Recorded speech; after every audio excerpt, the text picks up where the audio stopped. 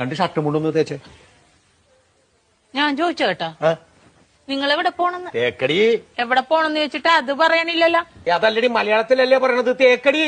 നല്ല സൗകര്യമില്ല. ഇംഗ്ലീഷിലല്ലല്ലോ പറഞ്ഞത്, മലയാളത്തിലല്ലേ പറഞ്ഞത്. പറഞ്ഞാൽ നിനക്ക് മനസ്സിലാകത്തിന് ഞാൻ എന്ത് ചെയ്യാനാണ്? നിങ്ങൾ എവിടെ പോണ? തേക്കടിന്ന്.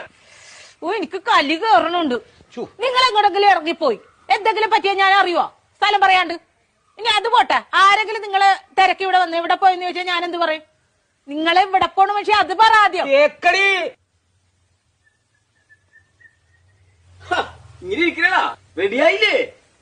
ഷർട്ടും കൊണ്ടും തേക്കാൻ പറഞ്ഞിട്ട് അവള് തേക്കാനല്ല. നല്ല സൗകര്യല്ല തേക്കാനായിട്ട്. പോണ സ്ഥലം ഇതുവരെ പറഞ്ഞില്ലല്ലോ. എടാ, ഒരു 100 വട്ടം ഞാൻ ഇയാളോട് ചോദിച്ചു എവിടെ പോണെന്ന്. എന്നിട്ട് അയാൾ തുണി ആക്കണ കാര്യം പറയണല്ലാതെ പോണ സ്ഥലം പറയണില്ല. എനിക്കും പറ്റൂല.